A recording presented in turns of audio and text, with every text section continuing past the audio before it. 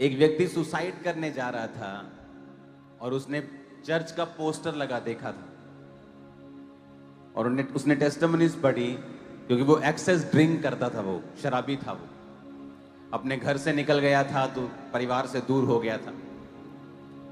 तो जब उसने पोस्टर पढ़ा था तो उसे लगा कि चलो मैं चल के देख लेता हूं, और जब वो चर्च में आया परमेश्वर ने उसे छुआ, शराब छोड़ी, जीवन नॉर्मल हो गया उसका।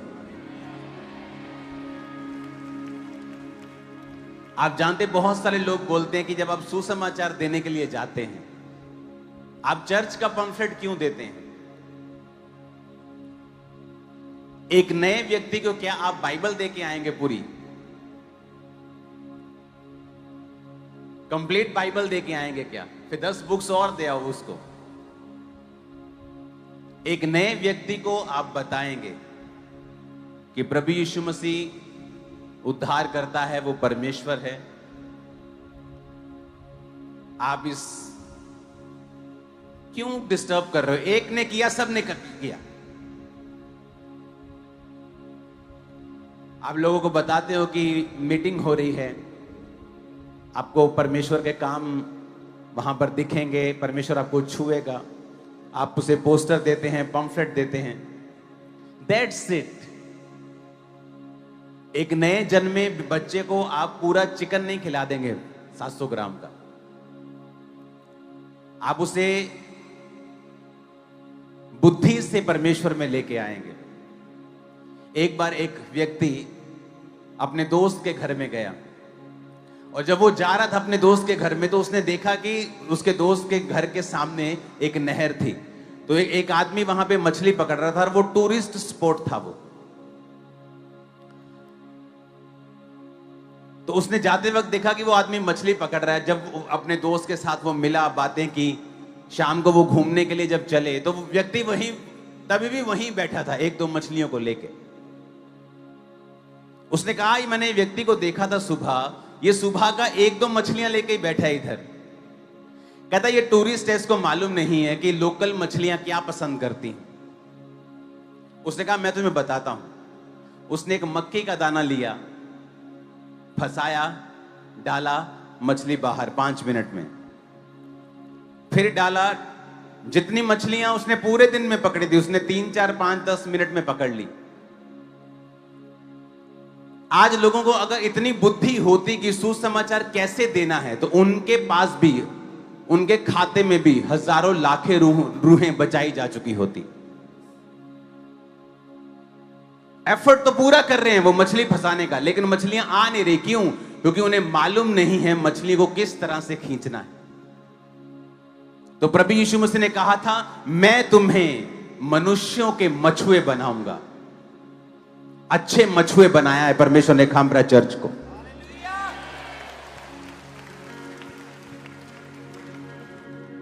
आप जब किसी को चर्च का पंफलेट दे रहे हैं, तो आप चर्च का प्रचार नहीं कर रहे हैं। चर्च में कोई प्रोडक्ट की सेल नहीं मैं आप कर रहा हूं आपको। जब आप चर्च का पंफलेट दे रहे हैं, आप एक विश्वासी को एक परमेश्वर के जीवित घर में, जहां पर परमेश्वर की उपस्थिति है, जहां पर परमेश्वर लोगों की जिंदगियां बदलता है, जहां पर वचन है, जहां पर गवाहियां हैं, जहां पर लोग जीवित टेस्टिमनीज दे रहे हैं कि कैसे मेरी जिंदगी बदली। अकेली बाइबल को पढ़ के वो कैसे मैं नहीं सीख सकता था। अकेली बाइबल मेरे घर में 2 साल मेरे फ्रिज के ऊपर पड़ी रही। जब मैं परमेश्वर में आया, मेरे घर में बाइबल उससे कई साल पहले आ गई थी, और फ्रिज पर एक नीले रंग की छोटी पुस्तक पड़ी रहती थी। मुझे मालूम था कि ये कुछ क्रिश्चियन पुस्तक है, लेकिन वो बाइबल थी और उसमें मिट्टी जमी हुई थी। बाइबल में लिखा, कोई अगर समझाएगा नहीं तो क्यों कर कोई समझेगा। अगर प्रचारक प्रचार नहीं करेगा तो क्यों कर लोग विश्वास करेंगे। अगर प्रचारक भेजा नहीं जाएगा तो क्यों कर लोग सुनेंगे। तो मूर्खताई है ये कहना। सबसे बड़े मूर्ख हैं वो लोग जो कहते हैं कि चर्च का प्रचार होता है। ये चर्च का प्रचार नहीं है, जीसस का प्रचार है। 100% ऑर्गेनिक प्रचार है ये। अगर तुम्हें ये आता होता तो तुम भी लाखों रूहें बचा चुके होते। तुम मेहनत तो करते हो लेकिन फल नहीं, क्योंकि बिना बुद्धि के मेहनत किसी काम की नहीं होती। और जब उस व्यक्ति ने समझाया कि यहाँ की मछलियों को क्या पसंद है, और जब वो डालता था मछली निकल आती थी, और टूरिस्ट उसकी शक्ल देख रहा था कि मैं सुबह का लगा हुआ हूं, मैंने इतनी मछलियां नहीं पकड़ी, ये 5 मिनट 10 मिनट में आके पूरी मछलियों का ढेर लगा के चला गया। हालेलुया। जब एक व्यक्ति को आप पंफलेट देते हैं, वो चर्च में आता है, वो टेस्टिमनी सुनता है। आप वैसे किसी को बोलेंगे जीसस क्राइस्ट ऐसे करते, उसको लगेगा मैंने भी अपने बहुत कहानियां अपनी सुनी हैं अपने तरफ की, तुम भी अपने तरफ की सुना रहे हो, हाँ ठीक है। लेकिन जब वो इन कहानियों को पूरा होते हुए चर्च में देखता है तो परमेश्वर काम करता है। अपने पड़ोसी को बोलो सुसमाचार सुना, क्योंकि तू इसीलिए चुना गया है। फिर से बोलो अपने पड़ोसी को, क्योंकि तू इसीलिए चुना गया है। तू आज गवाही को सुन रहा है, इसीलिए सुसमाचार सुना। तू प्रभु की हुजूरी में उसकी सच्चाई को देख रहा है, इसीलिए सुसमाचार सुना। बोलो अपने पड़ोसी को, जो तुझे पता है वो दूसरों को बता, क्योंकि वचन कहता है यदि तुझ में भलाई करने की शक्ति हो तो अपना हाथ पीछे मत रखना, भला करते रहना।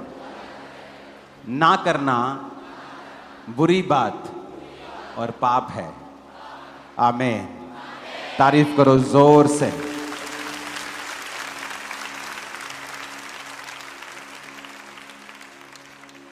एक मिरेकल जो है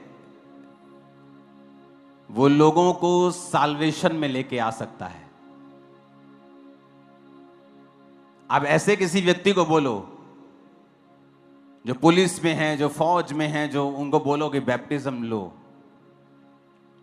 परमेश्वर को मानो, जब तक उनकी जिंदगी में आप प्रमाण नहीं देखते। जीसस ने कहा था जब तक तुम चिन्ह और चमत्कार नहीं देख लोगे कदापि विश्वास नहीं करोगे। आप जानते हैं पौलुस, अगर आप यूरोप की साइड चले जाएं तो हर गली में वहां पे चर्च है, और अगर आप उसके प्रभाव को देखोगे तो उसका जब आप बीज देखोगे, उसका अंकुर देखोगे, बीज देखोगे तो आपको पौलुस में नजर आएगा। क्योंकि पौलुस था जो उस एरिया में कहता मैंने इतना प्रचार किया कि मेरे प्रचार करने की अब जगह नहीं बची थी वहां पे।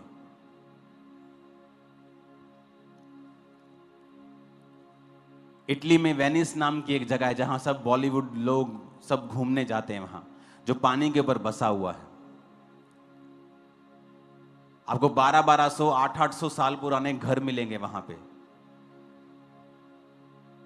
लेकिन अगर आप चर्च देखेंगे वहां हर गली में है, और चर्च देखेंगे घरों से 100 गुना बेहतर, 100 गुना ब्यूटीफुल बनाए हैं उन्होंने। राजे का अपना पर्सनल चर्च था, लोगों के हर मोहल्ले का अपना पर्सनल, हर एक व्यक्ति का वहां पे आना जाना था चर्च के अंदर।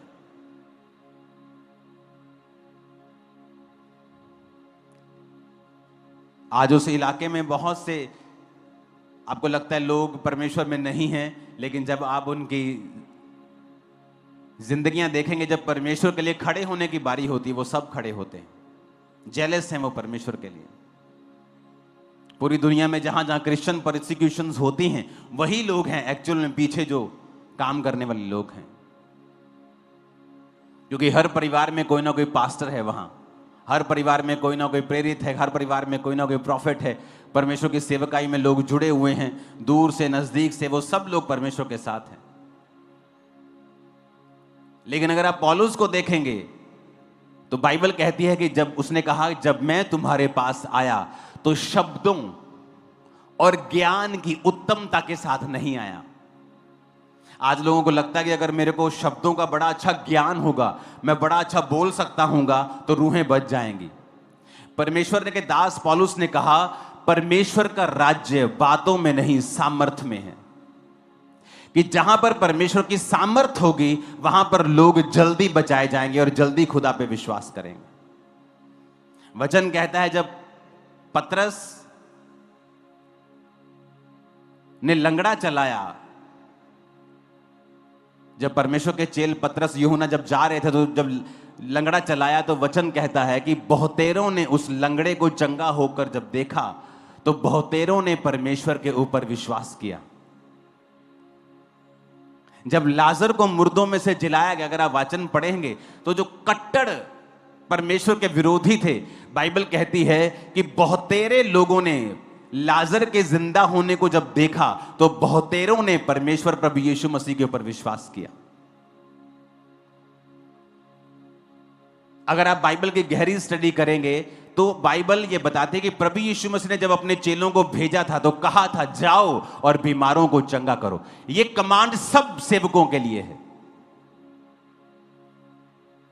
लेकिन जब वो देखते हैं कि चंगाई नहीं हुई तो चंगाई से अपना हाथ पीछे कर लेते हैं और वचन प्रचार करने लग जाते हैं। बोलते कि नहीं, ये चंगाई जरूरी नहीं है उद्धार के लिए, चंगाई जरूरी नहीं है उद्धार के लिए, लेकिन अगर ये वरदान आपके पास हो तो लोग 100 गुना जल्दी स्पीड से परमेश्वर में उद्धार को ग्रहण करते हैं। ये गवाही आपके सामने है। ये बैप्टिज्म लोग हैं, हां जी।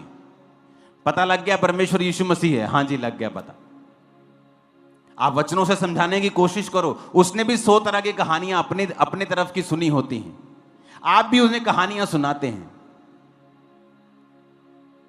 लेकिन बाइबल कहती है जब वचन का प्रचार आत्मा की सामर्थ्य से किया जाएगा तो लोगों के हृदय छिद जाएंगे और लोग परमेश्वर पर यकीन करेंगे।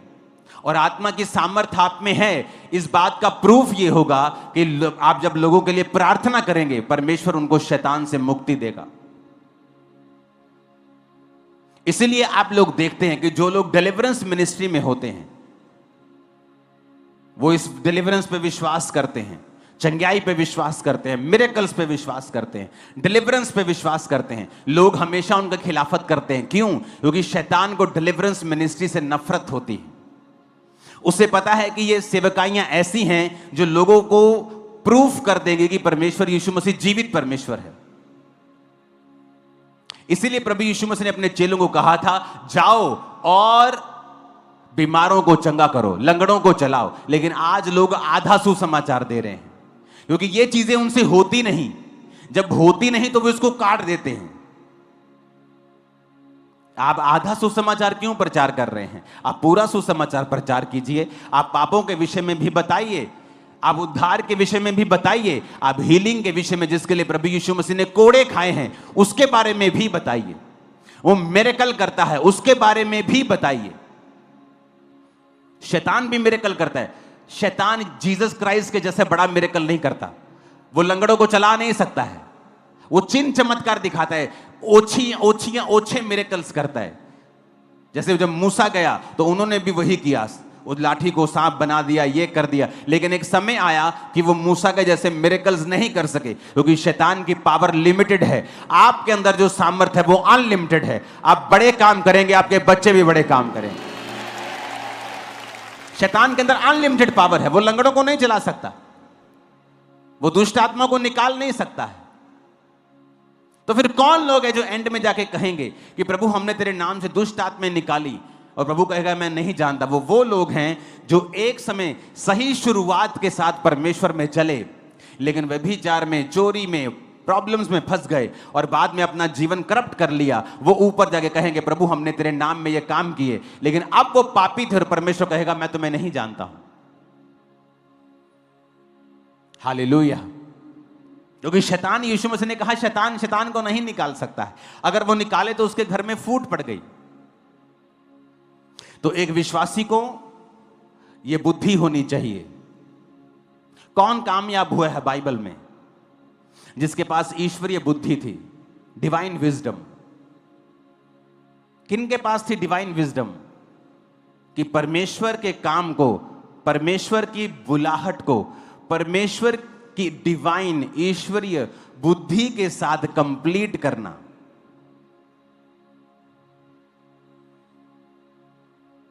रूथ को देख लो, एस्तर को देख लो। जब यहूदियों के ऊपर दिक्कत आई और मोर्दके ने बताया एस्तर को कि अब सारे यहूदी मारे जाएंगे, तो एस्तर ने क्या किया? ईश्वरीय बुद्धि का प्रयोग किया कि रोजे रखो। सब लोग 3 दिन रात के रोजे रखेंगे, पिएंगे भी नहीं, कुछ ड्राई फास्टिंग करेंगे क्या है ये?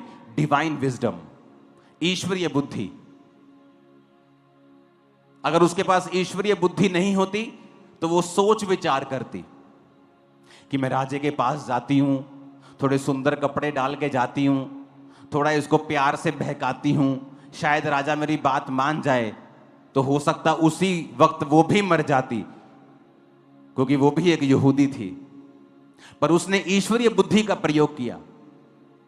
कई बार आप सांसारिक बुद्धि का प्रयोग करने लगते हैं और भीख मांगने लगते हैं हेल्प की, और आप निराश होते हैं। आप सांसारिक बुद्धि का प्रयोग करते हैं और सेवा चलाना चाहते हैं, आपकी ग्रोथ नहीं होती, बरकत नहीं होती, लोग बचते नहीं, पाप से मन नहीं फिराते। लेकिन जब आप ईश्वरीय बुद्धि को लेते हैं, उसने कहा ठीक है हम 3 दिन रात के रोजे रखेंगे। 3 दिन रात के रोजों में क्या हुआ? राजे को नींद नहीं आई।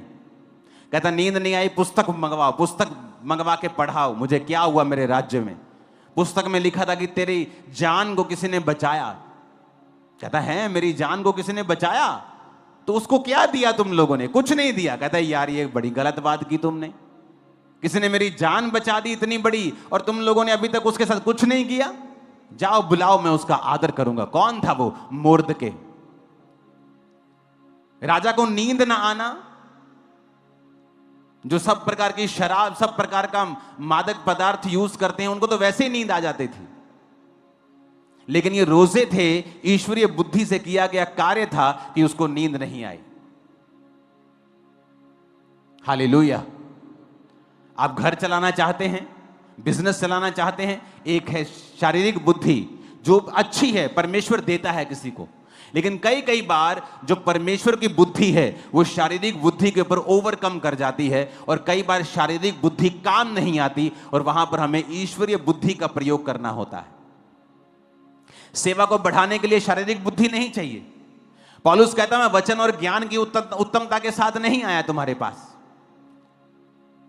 कहीं वो ये भी लिखता है कि मैं तुम्हें 10,000 बातें बोल सकता हूं, लेकिन परमेश्वर का राज्य बातों में नहीं है, सामर्थ्य में है। अगर तुम लंगड़े चला सकते हो, तुम 10,000 लाइन मत बोलो, 10 लाइन बोल के 10 लंगड़े चला दो, 10,000 लोग आ जाएंगे परमेश्वर में, मैं आपको बता रहा हूं।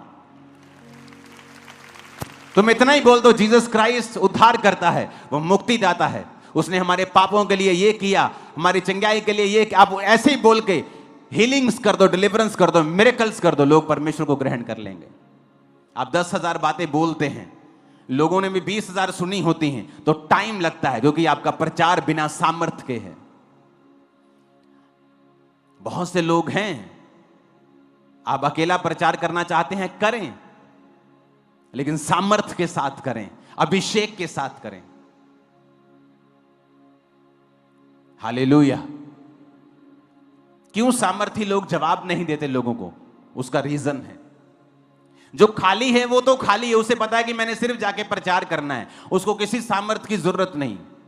लेकिन जो भरा हुआ है उसे मालूम है अगर मैं फालतू चीजों में पढ़ूंगा तो मैं प्रार्थना कैसे करूंगा, प्रार्थना में डिस्टर्ब रहूंगा, तो मुझे तो काम करने हैं, मुझे तो प्रैक्टिकल करना है, तो वो प्रेयर में रहता है, वो सामर्थ्य इकट्ठी करने में रहता है, क्योंकि उसे पता है कि परमेश्वर का राज्य सामर्थ्य में है।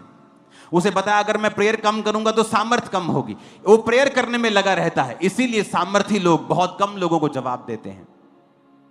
कितने मेरी बात को समझ रहे हैं? क्योंकि उन्हें पता है परमेश्वर का राज्य सामर्थ्य में है। जीसस ने कहा जाओ और लंगड़ों को चलाओ। कौन है जो आज उसकी आज्ञा को पूरा कर रहा है? हम आधा अधूरा सुसमाचार सुनाते हैं, और दूसरी बात जो अच्छा सुना रहे हैं उनके भी खिलाफ चलते हैं। तो परमेश्वर ने क्या कहा? हाय तुम पर अगर सब तुम्हें भला कहें, हाय तुम पर अगर सब तुमसे प्यार करें, क्योंकि सब उन भविष्यद्वक्ताओं से प्यार करते थे जो सब परमेश्वर के खिलाफ थे, जो परमेश्वर के खिलाफ भविष्यद्वक्ता थे, झूठे भविष्यद्वक्ता, सब उनसे प्यार करते थे, वचन कहता है। लेकिन बाइबल कहती है अगर तुम मेरे नाम के कारण सताए जाते हो तो धन्य हो, ये परमेश्वर का आत्मा तुम्हारे अंदर वास करता है। निशानी है ये, कॉन्ग्रेचुलेशन, उसका आत्मा आपके अंदर है। हालेलुया। तो आपको ये बात समझनी है कि मुझे आपको डिवाइन विजडम चाहिए। पौलुस के अंदर डिवाइन विजडम थी। उसे मालूम था मुझे रूहें कैसे बचानी है, कि मैं ज्ञान की उत्तमता के साथ रूहें नहीं बचा पाऊंगा अगर जब तक मैं सामर्थ्य में नहीं बढ़ूंगा। तो वो फास्टिंग्स करते थे, प्रार्थनाएं करते थे, जीवन इस तरह से अपना बिताते थे कि परमेश्वर का मसा उनकी जिंदगी के ऊपर रहे। लेकिन जिन लोगों को सामर्थ्य इकट्ठा करने का कोई शौक नहीं है, आप उनको 10 तरह की बातों में उलझा सकते हैं, वो उलझे भी रहेंगे, क्योंकि उनको तर्क वितर्क करने का रोग है, क्योंकि वो फ्री हैं, उन्हें सामर्थ्य की जरूरत नहीं है। लेकिन वचन कहता है कि अगर आपको रूहें बचानी है तो परमेश्वर का राज्य सामर्थ्य में है, बातों में नहीं है। हालेलुया। बाइबल में देखो कहां कहां डिवाइन विजडम, ईश्वरीय बुद्धि आपको चाहिए, आपके घर के लिए, आपके बिजनेस के लिए, आपकी सेवकाई के लिए, कि कहां पर मैंने ईश्वरीय बुद्धि को लगाना है और आगे जाना है। ऊंची आवाज में बोलो हालेलुया।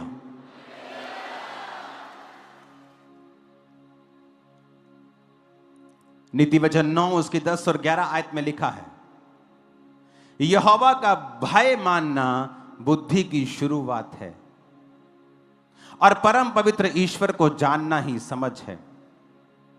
मेरे द्वारा तो तेरी आयु बढ़ेगी और तेरे जीवन के वर्ष अधिक होंगे। अगर आप नीति वचन 9 की एक आयत को पढ़ेंगे तो उसमें लिखा हुआ है कि बुद्धि ने अपना घर बनाया और उसके 7 खंबे गड़े हुए हैं। फिर से देखेंगे उसको, एक आयत को। तो नीति वचन 9 जो है वे पूरा बुद्धि के बारे में है, विजडम के बारे में है। और ये विजडम क्या करती है, बुद्धि क्या करती है, इसके बारे में है। और जब आप 10-11 आयत को पढ़ते हैं तो लिखा है बुद्धि के द्वारा तेरी आयु भी बढ़ती है और तेरे जीवन के वर्ष अधिक होते हैं।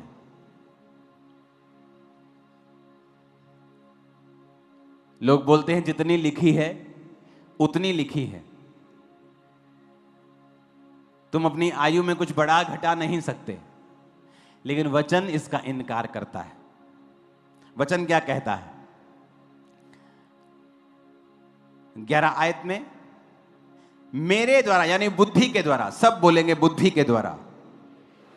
मैं 1 2 3 बोलूंगा, आप बोलेंगे बुद्धि, मेरे द्वारा नहीं बुद्धि द्वारा बोलेंगे। 1 2 3।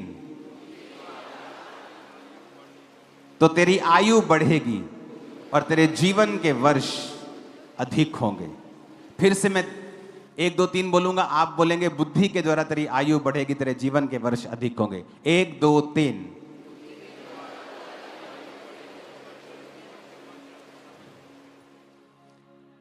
क्या कहता है वचन कि बुद्धि के द्वारा तेरी आयु बढ़ेगी और तेरे जीवन के वर्ष क्या होंगे, अधिक होंगे। इसका मतलब आप अपनी आयु को क्या कर सकते हो, बुद्धि के द्वारा बढ़ा सकते हो। अपने वर्षों को क्या कर सकते हो, बढ़ा सकते हो। कि बुद्धि के द्वारा तेरी आयु बढ़ेगी तो ये आपके हाथ में है। परमेश्वर ने कहा अगर तू डिवाइन विजडम से चलेगा, और बुद्धि मिलती कैसी है, ईश्वरीय बुद्धि आती कैसे है, वो 10 आयत में लिखा हुआ है। कहता है यहोवा का डर मानना बुद्धि की क्या है, शुरुआत है।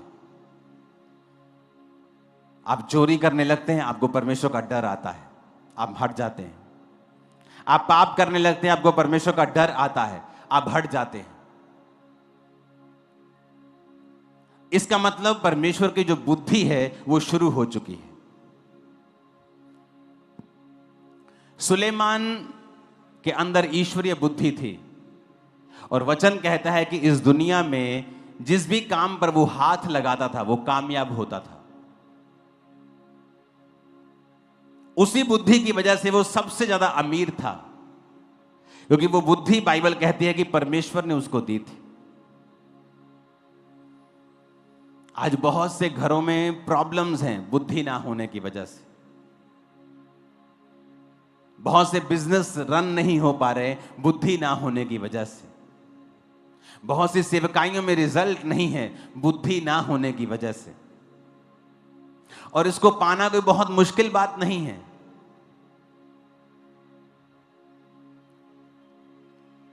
उसका पहला काम है, उसने कहा कि यहोवा का अगर तू भय मानना शुरू कर दे तो बुद्धि की शुरुआत तेरी लाइफ में हो जाएगी। भजन संहिता 19 उसकी 7 आयत में लिखा है, यहोवा की व्यवस्था खरी है, वो प्राण को बहाल कर देती है और उसके नियम विश्वास योग्य हैं, साधारण लोगों को बुद्धिमान बना देते हैं। अपने पड़ोसी को बोलो, मैं 1 2 3 बोलूंगा, आप अपने पड़ोसी को बोलेंगे 1 2 3।